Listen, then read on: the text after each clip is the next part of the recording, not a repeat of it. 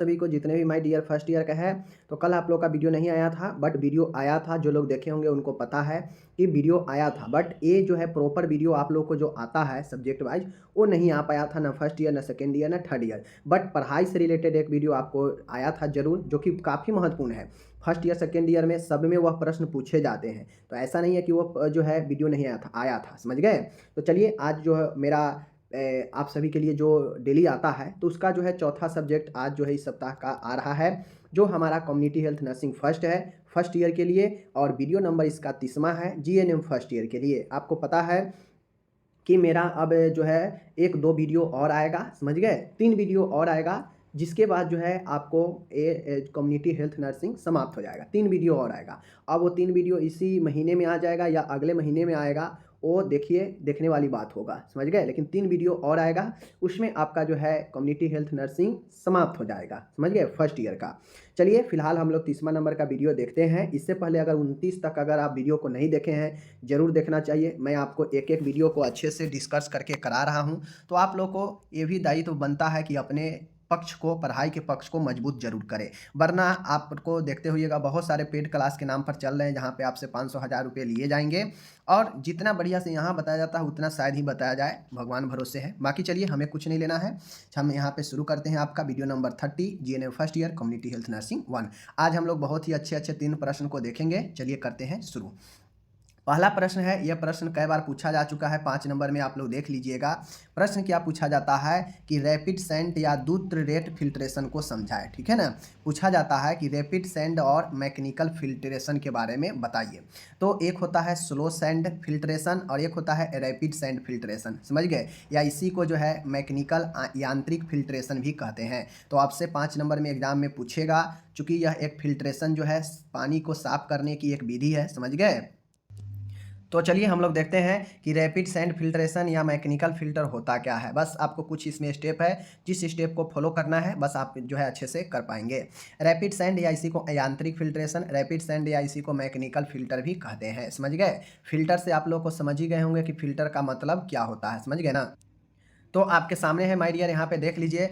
इसे जो है यांत्रिक फिल्टर के नाम से भी जाना जाता है। द्रुत रेट फिल्टर 2 प्रकार के होते हैं, भार पद्धति व दाब पद्धति। देखिए, ये जो द्रुत रेट फिल्टर है, द्रुत मतलब क्या होता है, द्रुत द्रुत मतलब क्या होता है, रैपिड सैंड फिल्ट्रेशन, द्रुत रेट फिल्टर, समझ गए। यह रैपिड सैंड फिल्टर जो है 2 प्रकार के आपके होते हैं, समझ गए। कितने प्रकार के, 2 प्रकार के होते हैं, ओके। चलिए, आज हम लोग जो है देखते हैं 2 प्रकार के जो होता है, उसमें जो है एक होता है भार पद्धति, एक होता है दाब पद्धति। तो ये चीज़ को आपको समझना है कि एक भार पद्धति और एक दाब पद्धति, समझ गए। चलिए जो है हम लोग इसको देखते हैं। यांत्रिक फिल्टर से जल शोधन में निम्न प्रक्रिया अपनाई जाती है। अब ये जो रैपिड सैंड फिल्ट्रेशन है, या इसी को हम लोग जो है यांत्रिक फिल्ट्रेशन कहते हैं, यह जो है आपके जल शोधन करने का, जल जो है शोध करने का मतलब जल को साफ करने का जो है, यह एक फिल्ट्रेशन है, इसके जरिए किया जाता है, समझ गए। ये चीज़ को जो है आप यहाँ पे ध्यान में रखिए। यह प्रक्रिया जो है प्रोसेस में चलता है। अब कैसे कैसे ये प्रोसेस आगे चलता है आपको ध्यान में रखना है। सबसे पहले मैं आपको प्रोसेस ही बता देता हूँ कि इसमें जो जल शोधन किया जाता है, वह जल शोधन कैसे किया जाता है, कैसे जो है जल को शोध किया जाता है, साफ किया जाता है, किन किन प्रोसेस के जरिए, रैपिड सैंड फिल्ट्रेशन में, समझ गए। चलिए हम लोग यहाँ पे देखते हैं, ओके। तो सबसे पहले आपको क्या करना है, रैपिड सैंड फिल्ट्रेशन का जो प्रोसेस है, जल शोधन करने का, जल को शोध करने का, उसमें जो है आपके कुछ पॉइंट्स है, उसको ध्यान में रखना है। पहला पॉइंट होता है स्कंदन का, कोगुलेशन का। पहला क्या ध्यान में रखिएगा, यांत्रिक फिल्ट्रेशन पूछे या फिर जो है आपको यांत्रिक फिल्ट्रेशन पूछे, या फिर जो है आपसे क्या पूछे, रैपिड सैंड फिल्ट्रेशन पूछे, दोनों एक ही होता है, समझ गए। तो ऐसे में आपको क्या याद रखना है, पहला जो है स्टेप है वह कोगुलेशन का होता है, स्कंदन का होता है, समझ गए। पहला क्या स्टेप होता है, स्कंदन का। मैं पढ़ाऊंगा अच्छे से, ध्यान दीजिएगा। पहले ये चीज़ समझ लीजिए कि पहला जो है स्कंदन का होता है, समझ गए। दूसरा जो होता है वह आपका मिक्सिंग का होता है। स्कंदन के बाद जो दूसरा प्रोसेस है मिक्सिंग का है, समझ गए, मिक्सिंग का। तीसरा जो है प्रोसेस होता है फ्लोकुलेशन का। फ्लोकुलेशन का मतलब होता है उर्नन का, समझ गए, उर्नन। और चौथा है सेंडिमेंटेशन का, मीन्स अवसादन का। एंड पांचवा है निस्यंदन का, फिल्ट्रेशन का। और यही 5 जो है आपके प्रोसेस है, जो एक के बाद एक होता है। पहला क्या है, मैं फिर से आपको एक बार रिपीट कर देता हूं, ताकि पहले आप ये प्रोसेस को एक बार एक करके जो है इसको ध्यान में रखें। जब ध्यान में रहेगा तो ऑटोमेटिक सारा चीज़ जो है आप क्लियर कर पाएंगे, समझ गए। चलिए, फिर से देख लीजिए, पहला पॉइंट है कोगुलेशन स्कंदन का, दूसरा है मिक्सिंग का, मिक्सिंग करने का, एंड तीसरा है फ्लोक्वेशन का मीन्स उर्नन का, एंड चौथा है सेंडिमेंटेशन अवसादन का, एंड पांचवा है निस्यंदन फिल्ट्रेशन का। पहला कोगुलेशन, दूसरा मिक्सिंग, समझ गए, तीसरा जो है फ्लोकुलेशन, चौथा है सेंडिमेंटेशन और पांचवा है निस्यंदन। तो इस चीज़ को जो है आप याद करके रखिएगा बढ़िया से, समझ गए, कोई दिक्कत नहीं है। चलिए आज जो है अब हम लोग इसको जो है अच्छे से जो है इसको एक एक करके समझते हैं कि आखिर क्या होता है कोगुलेशन और क्या होता है मिक्सिंग, एक एक करके समझते हैं। ओके चलिए, माय डियर यहाँ पे कहता है कोगुलेशन, जल में उपस्थित गंदलेपन मतलब जल में जो गंदा होता है, गंदापन, उसको और मैलापन जो होता है उसको दूर करने के लिए रासायनिक स्कंदन के लिए जल में फिटकिरी डाली जाती है। मानिए कोई गंदा जल है, समझ गए, जिसमें बहुत ज़्यादा मैलापन भी है और बहुत ज़्यादा गंदगी भी है, समझ गए, तो ऐसे में जो है आपके क्या होगा, इस चीज़ को ध्यान में आपको रखना है कि अगर कोई जल है, जल जिसको हमको शोध करना है, वह जल बहुत ज़्यादा क्या है, गंदगी है, समझ गए, वो जल में बहुत ज़्यादा गंदगी है, बहुत ज़्यादा मैलापन है, तो उसको जो है हम लोग क्या करते हैं कि रासायनिक स्कंदन के लिए उसमें जो है हम लोग कुछ जो है जल में फिटकिरी को डालते हैं। अब यहीं से प्रोसेस शुरू होता है। स्कंदन के लिए हम लोग क्या करते हैं, उसमें कुछ रासायनिक स्कंदन के लिए कुछ जो है रासायनिक चीज़ें जैसे फिटकिरी डालते हैं, समझ गए, जल में 5 से 40 मिलीग्राम प्रति लीटर जल में जो है गंदलेपन के अनुसार जो है फिटकिरी डाली जाती है। अब होता यह है कि 5 से 40 ग्राम पर लीटर, अब जैसे जो है पानी जितना गंदापन हो, समझ गए, जितना मैलापन हो, उसके हिसाब से जो है हम 5 से 40 ग्राम मिलीग्राम के बीच जो है पर लीटर, यानी 1 लीटर पर 5 से 40 मिलीग्राम डालेंगे फिटकिरी 1 लीटर पानी पर। अब मान गए ज़्यादा पानी गंदा होगा तो 40 मिलीग्राम भी डाल सकते हैं, समझ गए ना।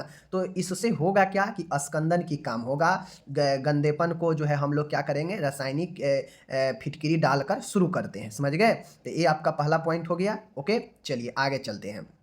दूसरा है मिक्सिंग का होता है, दूसरा क्या होता है, मिक्सिंग करने का। अब चूंकि जल में हम जो है फिटकिरी जो है रख दिए हैं, समझ गए, जल में क्या रख दिए हैं, जल में हम लोग यहाँ पे फिटकिरी डाल चुके हैं, स्कंदन में मिला चुके हैं, समझ गए, डाल दिए हैं। अब दूसरा पॉइंट होता है मिक्सिंग करने का। मिक्सिंग मतलब होता है मिलाने का, समझ गए। मिलाने का मतलब होता है कि जैसे हम फिटकिरी में जो फिटकिरी को जो जल में रखे हैं, फिटकिरी को अच्छी तरह से जल में मिलाने के लिए जल को अत्यंत तीव्र गति से हिलाया जाता है। मिक्सिंग कैसे करते हैं, जैसे जल में हम चीनी रख देंगे तो जल को मिलाने के लिए, चीनी को मिलाने के लिए क्या करेंगे कि उसमें अच्छे से जो है हम उसको क्या करेंगे, बढ़िया से उसको हिलाएंगे, समझ गए। तो उसी प्रकार से यहाँ भी जो है क्या होगा कि हम अच्छे से फिटकिरी और जल को मिश्रण करेंगे, इसके लिए तीव्र गति से हिलाते हैं, समझ गए। तो ये चीज़ हो गया। एंड तीसरा पॉइंट है, कहता है फ्लोकुलेशन, उर्नन का, समझ गए, उर्नन का। जल को उर्नन कक्ष फ्लोकुलेशन चेंबर में 30 मिनट तक धीमी गति से हिलाया जाता है। अब दूसरा मेथड होता है, वहाँ पे हमको मिलाना था, मिक्सिंग करना था, तो तीव्र गति से जो है हम मिक्सिंग जो फिटकिरी डाले हैं उसको अच्छे से मिक्स कर देते हैं, मिला देते हैं तेज गति से।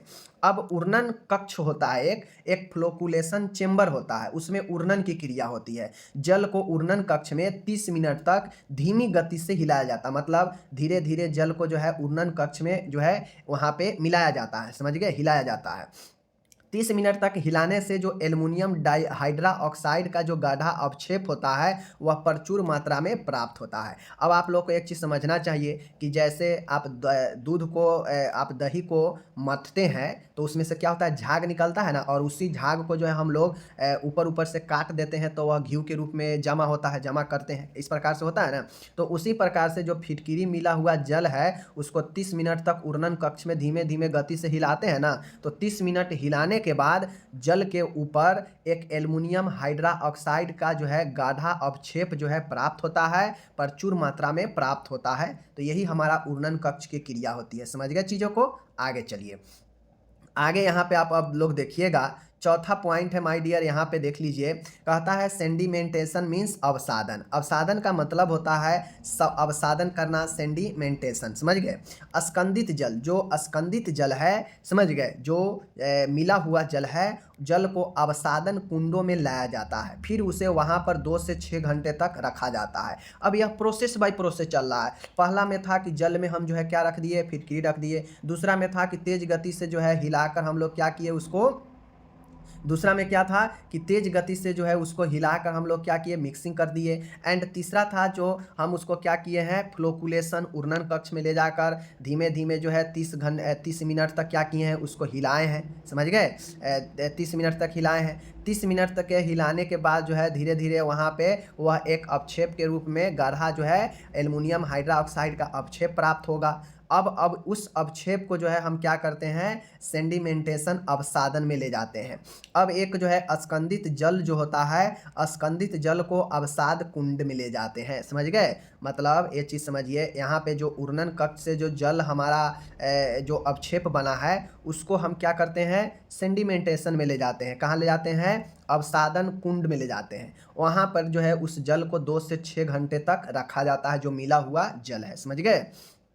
गुरुत्वाकर्षण बल के कारण एल्युमिनियम हाइड्रोक्साइड तथा शेष जल की अशुद्धियाँ जो है नीचे बैठ जाती है तथा जल अधिक साफ दिखने लगता है। अब जो चौथा पॉइंट होता है, यहाँ पर जो है आपका जल जो है साफ दिखना शुरू हो जाता है। कैसे साफ दिखना शुरू हो जाता है, ध्यान दीजिएगा यहाँ पे।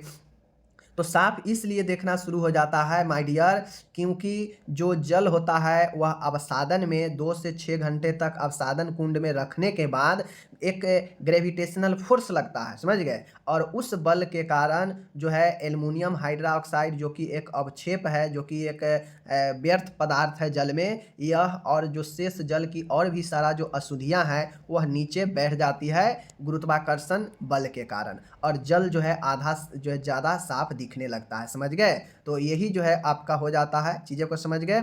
चलिए, तो ये हो गया आपका अवसादन। समझ गए, अवसादन कहाँ होता है, अवसादन कुंड में होता है। समझ गए, ये चीज़ें हैं। और पांचवा पॉइंट होता है निस्यंदन का, मीन्स फिल्ट्रेशन का। समझ गए, निस्यंदन का मीन्स फिल्ट्रेशन का। समझ गए, तो अब चलिए हम यहाँ पे जो है देखते हैं कि आखिर जो है फिल्ट्रेशन निस्यंदन का क्या जो है भूमिका है इस जल शोधन में। समझ गए, देखिए यहाँ पे जल को निस्यंदन के लिए द्रुत रेट फिल्टर में पहुंचाया जाता है। अब होता यह है माय डियर, यहाँ पे देख लीजिए कि जल को निस्यंदन के लिए द्रुत रेट फिल्टर में पहुंचाया जाता है। मींस जो आपका सैंड फिल्ट्रेशन होता है, रैपिड सैंड फिल्ट्रेशन, जल को निस्यंदन के लिए फिल्ट्रेशन मतलब छनने के लिए जो है द्रुत रेट फिल्टर में पहुँचाया जाता है। मीन्स अब जो है ले जाया जाता है कहाँ, सैंड फिल्ट्रेशन में। समझ गए, जहाँ पर जल लगभग 99% शुद्ध हो जाता है। अब रैपिड सैंड फिल्ट्रेशन में जाने के बाद जल जो है लगभग 99% जो है क्या हो जाता है, शुद्ध हो जाता है। तो इस चीज़ को समझ लीजिए ना कि क्या होता है कि जो जल है, जल को निस्यंदन के लिए द्रुत रेट फिल्टर में पहुंचाया जाता है। पहुंचाने पर वहां जल जो है लगभग 99% जो है शुद्ध हो जाता है। समझ गए, कुछ तो शुद्ध जो है आपका चौथे स्टेप में ही हो गया है। समझ गए ना, तो ये चीज़ों को चौथा स्टेप कौन सा था, सेंडिमेंटेशन। कुछ तो यहीं पे गुरुत्वाकर्षण बल के कारण जो है साफ दिखने लगता है। पांचवा स्टेप में जब इसे निस्यंदन के लिए, फिल्ट्रेशन के लिए जब रैपिड सैंड फिल्टर में ले जाते हैं तो वहाँ पे जल 99% शुद्ध हो जाता है। ठीक है, इसमें होता यह है कि मंद रेत फिल्टर की तरह ही रेत एवं बजरी की परतें होती है। ये जो रैपिड सैंड फिल्ट्रेशन होता है इसमें जो है आपका क्या होता है कि इसमें मंद रेत फिल्टर की तरह ही रेत एवं बजरी के परतें होता है। समझ गए, तथा फिल्टर के तल पर शुद्ध जल की निकासी हेतु पाइप लगा होता है। अब ये जो फिल्ट्रेशन के लिए जो रैपिड सैंड फिल्ट्रेशन होता है तो इसमें जो है मानिए यह एक फिल्टर है। समझ गए, यह एक फिल्टर है, तो यहाँ पे इसके तल में एक नल लगा होता है। समझ गए, और इसके जो है देख लीजिए इसमें मंद रेत फिल्टर की तरह मतलब स्लो रैपिड सैंड फिल्ट्रेशन की तरह ही रेत, बालू का और बजरी का एक परत लगा होता है। समझ गए, एक जो है आपके बालू और बजरी का एक जो है आपके परत लगा होता है, तथा फिल्टर के तर पर शुद्ध जल की निकासी हेतु यहाँ पे तल पर एक पाइप लगा होता है। इस प्रक्रिया में रेत की तरह तह पर मतलब रेत की तह पर कीचड़दार परत जो है बन जाता है। इसको दूर करने के लिए फिल्टर की सफाई की जाती है। मतलब यह जो परत यहाँ पे एक बना होता है ना, एक परत जो बना होता है जो बालू और बजरी का होता है, इस पर जो पानी का जो गंदगी होता है वह यहाँ पे ऑब्जर्व कर लिए जाते हैं। समझ गए, कीचड़ की तरह जो है इस पर बैठ जाता है और जो साफ पानी होता है नल के द्वारा बाहर निकल जाता है। समझ गए, जल के प्रवाह को विपरीत दिशा में किया जाता है। जल के जो प्रवाह होता है वह विपरीत दिशा में इसलिए किया जाता है ताकि अपने साथ यह गंदगी को बहाव में न ले जाए, ठीक है। इससे अशुद्धियाँ निष्कासित होकर जल के साथ निकल जाती है, समझ गए। इसमें होता है कि जो भी अशुद्धियाँ होती है वह निकल कर जल के साथ में जो है निकल जाती है।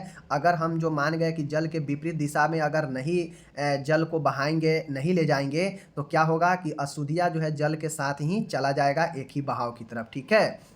इससे उल्टी धुलाई बैक वॉशिंग कहते हैं। इस प्रक्रिया में 15 मिनट का जो है समय लगता है, तत्पश्चात फिल्टर पुनः उपयोग के लिए तैयार हो जाता है। तो पांचवा स्टेप में जहाँ फिल्ट्रेशन होता है वहाँ पे सारे प्रोसेस होते हैं। एक बजरी और रेत की जो है परत होती है, समझ गए। इस बजरी और रेत की परत में जो है आपके क्या होते हैं, एक परत सा बना होता है जिसमें अशुद्धियाँ आकर एक कीचड़ के रूप में इस पर अटक जाता है और बाकी शुद्ध जल जो है आपके नीचे से नल के द्वारा बाहर निकल जाता है, समझ गए। इसमें जो जल का प्रवाह होता है वह विपरीत दिशा में किया जाता है। इससे जो अशुद्धियाँ होती है निष्कासित होकर जल के साथ निकल जाती है। अब इसमें साफ करने की बात आएगा फिल्टर का, तो इसमें विपरीत दिशा में साफ करने के लिए जो है दिया भी जाता है ताकि जो जल के साफ करके और जो कीचड़ बचे वह अशुद्धियाँ यहाँ से निकल जाए, ठीक है। और इसे उल्टी धुलाई बैक वॉशिंग भी कहते हैं। इस प्रक्रिया में लगभग 15 मिनट का समय लग जाता है और फिर जो है यह आपका फिल्टर तैयारी हो जाता है। चीज़ों को समझ गए। तो यही आपका रैपिड सैंड फिल्ट्रेशन था। यहाँ पे इसका जो है हम लोग इंग्लिश भी दे चुके हैं। पहला पॉइंट कोगुलेशन का है, दूसरा है मिक्सिंग का, तीसरा है फ्लोकुलेशन का, चौथा है सेंडिमेंटेशन का और पांचवा है फिल्ट्रेशन का। तो ये आप 5 स्टेप याद रखिएगा। रैपिड सेंड फिल्ट्रेशन जो है आपका यही होता है। 5 नंबर में पूछेगा तो आप जो है रैपिड पूछे या मैकेनिकल पूछे बना दीजिएगा। अब हमारा एक और अच्छा प्रश्न माय डियर आता है, BMR है, समझ गए। क्या है? BMR है जिसको बेसल मेटाबॉलिक रेट भी कहते हैं। बेसल मेटाबॉलिक रेट भी हम जो है बेसल मेटाबॉलिक रेट जिसे हम लोग BMR कहते हैं, समझ गए। इस चीज़ को जो है आपको ध्यान में देना है, ठीक है। चलिए देखते हैं। तो माय डियर यहाँ पे हमें जो है क्या है प्रश्न कि BMR क्या होता है, बेसल मेटाबॉलिक रेट क्या होता है। चलिए हम इस चीज़ को जो है समझते हैं। इसका जो है निकालने का फार्मूला भी देखेंगे और इसको प्रभावित करने वाले कौन कौन से कारक है सब चीज़ देखेंगे। सबसे पहले हमसे पूछ रहा है बेसल मेटाबॉलिक रेट, समझ गए। रेट मतलब क्या होता है, दर होता है। तो इस चीज़ को जो है सबसे पहले आप समझिए कि बेसल मेटाबॉलिक रेट क्या होता है।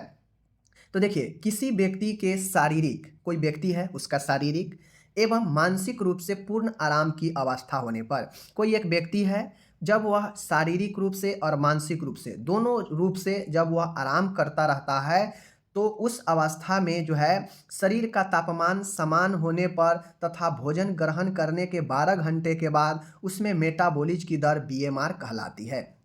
तो BMR की मतलब क्या होती है कि कोई एक व्यक्ति है वह शारीरिक और मानसिक रूप से जब आराम की अवस्था होता है तो शरीर का तापमान उसमें समान होता है और भोजन ग्रहण करने के 12 घंटे के बाद उसमें मेटाबॉलिज्म की जो दर होती है वही BMR कहलाती है, समझ गए। कब कब एक व्यक्ति है जब उसका बॉडी पूर्ण रूप से और मेंटल दोनों रूप से जब वह आराम हो, शारीरिक तापमान समान हो, भोजन करने के 12 घंटे के बाद उसके जो मेटाबॉलिज्म होती है उसके दर को BMR कहते हैं। ये आपके जो है BMR होते हैं। BMR समझ गए। आगे देखिए, BMR अगर अभी भी आप नहीं समझे हैं तो एक बार और आसानी से समझ लीजिए। बेसल मेटाबॉलिक रेट जो होता है BMR, देख लीजिए BMR क्या होती है। तो BMR जो है आपका यहाँ पे देखिए BMR, यह देख लीजिए यहाँ पे बेसल मेटाबॉलिक जो रेट है वह एक प्रकार का यह एक कैलोरी के रूप में होता है, समझ गए। क्या चीज़? यह एक प्रकार के कैलोरी के रूप में होता है जो आपका शरीर आराम करते समय जलता है। जब हमारा बॉडी आराम करते रहता है ना तो यह जो है जलते रहता है, समझ गए। यह ऊर्जा की वह मात्रा होती है जिसकी आपके शरीर को, आपके अंगों को कार्यशील रखने, सांस लेने, रक्त पंप करने के लिए आवश्यकता होती है। BMR आपकी उम्र, लिंग, ऊंचाई, वजन और मांसपेशियों सहित कई कारकों से प्रभावित होते हैं। बेसिक मेटाबॉलिक रेट का मतलब होता है बेसल मेटाबॉलिक रेट का कि यह एक कैलोरी के रूप में होता है जो आपके शरीर को आराम करते समय जो है रेस्ट के समय जलते रहता है। तो इसीलिए ऊपर कहा है कि जब बॉडी आराम हो, मेंटल और फिजिकल दोनों रूप से, समझ गए।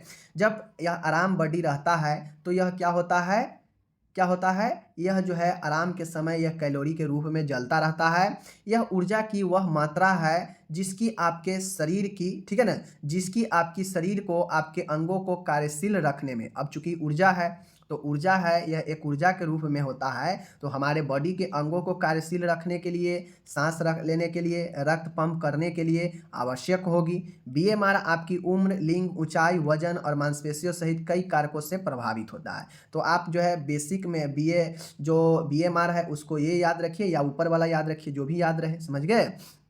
यहाँ पे देख लीजिए, एक रूप से है मेटाबॉलिज्म की दर अलग अलग आनुवांशिक गुणों, कैलोरी खपत की मात्रा, विभिन्न शारीरिक मापदंडों और शारीरिक गतिविधियों को समर्थन के लिए ऊर्जा आवश्यकताओं पर निर्भर करती है। अब ये जो मेटाबॉलिज्म होती है पूर्ण रूप से आपके बॉडी के लिए कितना ज़्यादा जो है, आपका बॉडी कितना ज़्यादा जो है निर्भर करता है इस ऊर्जा पर, इसके लिए जो है आपको ध्यान देकर रखना है, ठीक है। तो ये चीज़ें होता है। तो ये हो गया आपका बीएमआर, मैंने तीनों तरीका से आपको समझा दिया, आपको ध्यान में रखना है, समझ गए। अब यहाँ पे इसका इंग्लिश दिया गया है। अब यहाँ पे एक क्वेश्चन आपसे बार बार पूछा जाता है कि बेसल मेटाबॉलिक रेट बीएमआर को प्रभावित करने वाला कौन कौन से कारक है। ऊपर भी आप देखें हैं कि कुछ फैक्टर है जो प्रभावित करता है, तो अनेक प्रकार के कारक है जो आपके बीएमआर को प्रभावित करते हैं। कैसे, जैसे हो गया उम्र।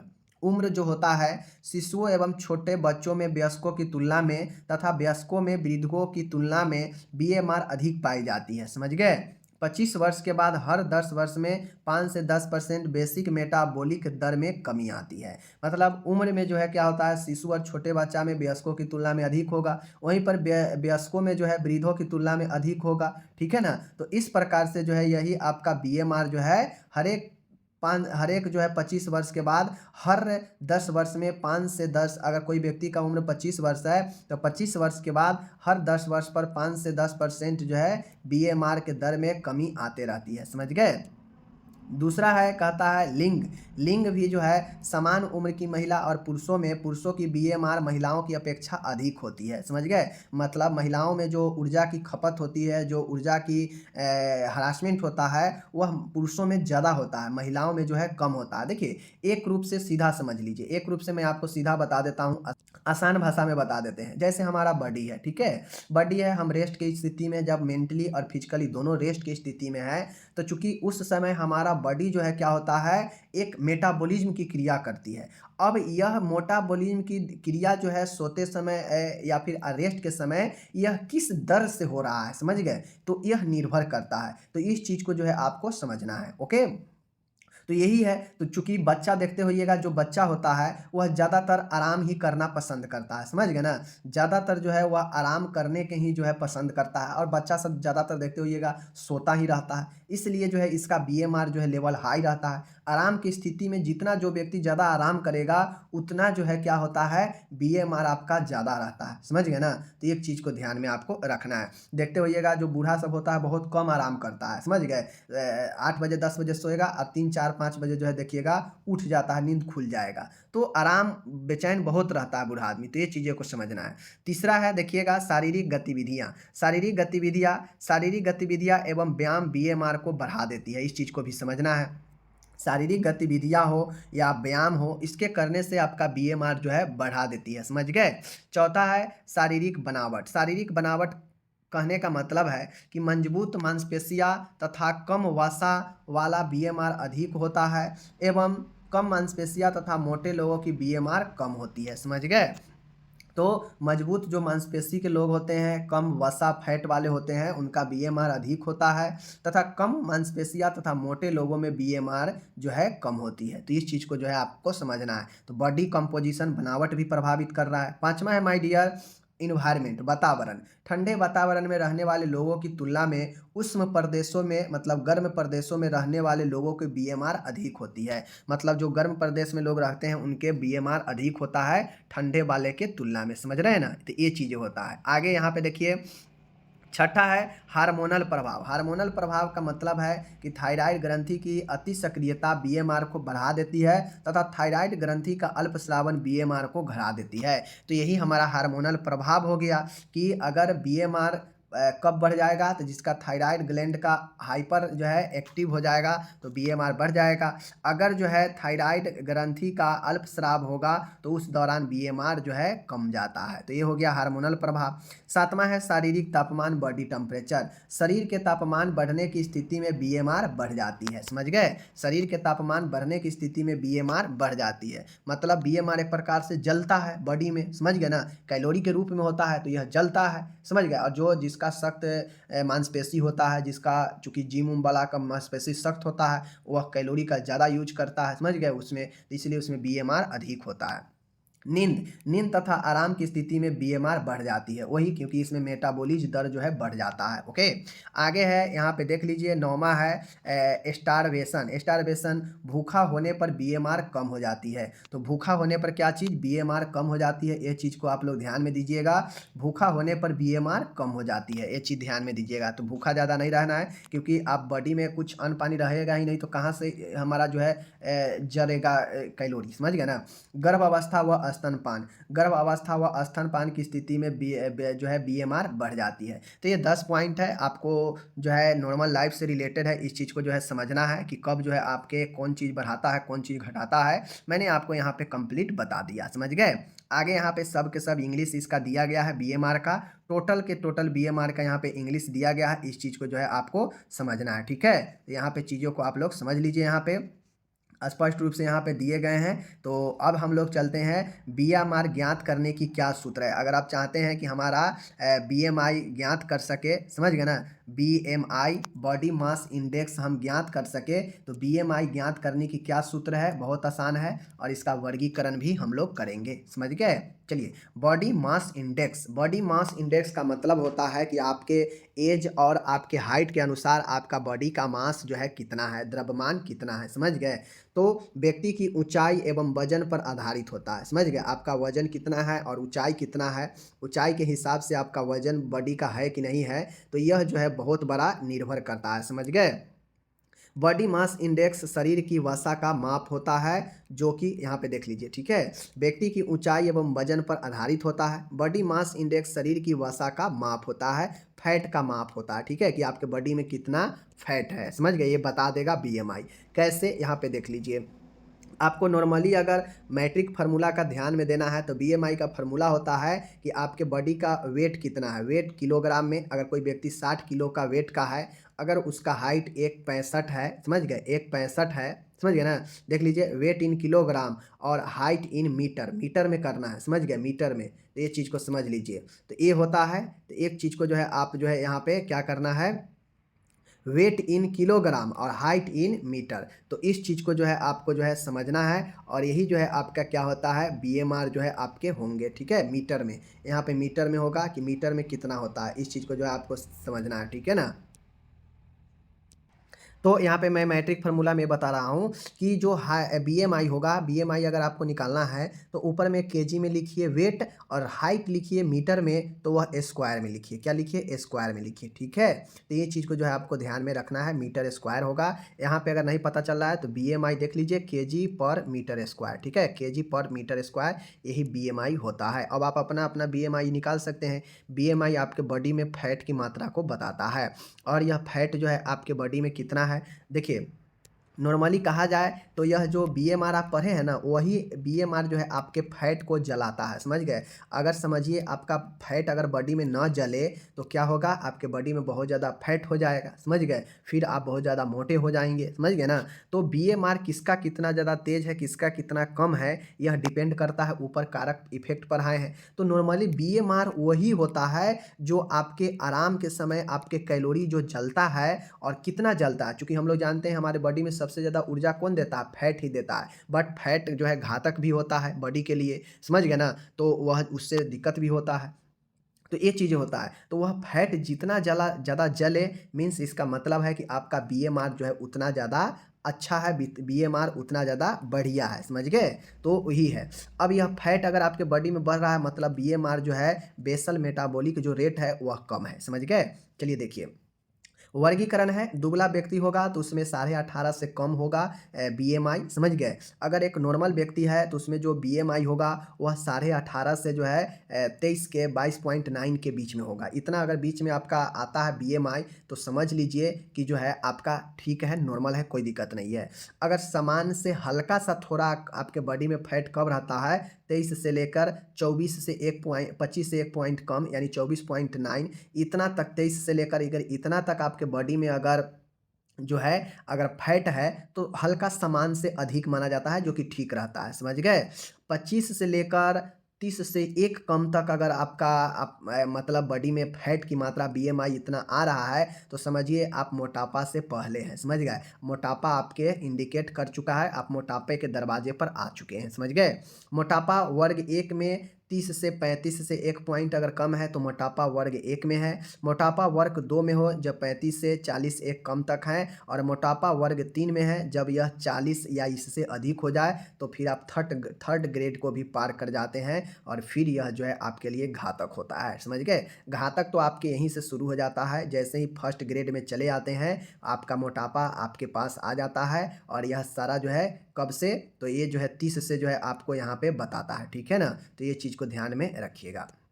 तो माय डियर यही आपका वर्गीकरण है, समझ गए। ये आपका जो है नाम याद रखना है, दुबला है, समान से अधिक है, पूर्व मोटापा है, मोटापा वर्ग 1 है, मोटापा वर्ग 2 है, मोटापा वर्ग 3 है। और किस में कितना है, बड़ी आसान है। दुबला कोई व्यक्ति है तो उसमें बीएमआई 18.5 से कम होगा, सामान्य होगा तो 18.5 से 23 एक कम तक रहेगा, सामान्य से अधिक होगा तो 23 से लेकर 25 एक कम तक रहेगा, समझ गए ना। तो ये चीज़ को जो है आपको यहाँ पे ध्यान देना है, ठीक है। तो इस हिसाब से जो है आपका यहाँ पे ये आपका वर्गीकरण है, मैंने आपको बता दिया, ठीक है। मिलेंगे आपसे अगले वीडियो में, आप अपना ख्याल रखिएगा सभी डियर।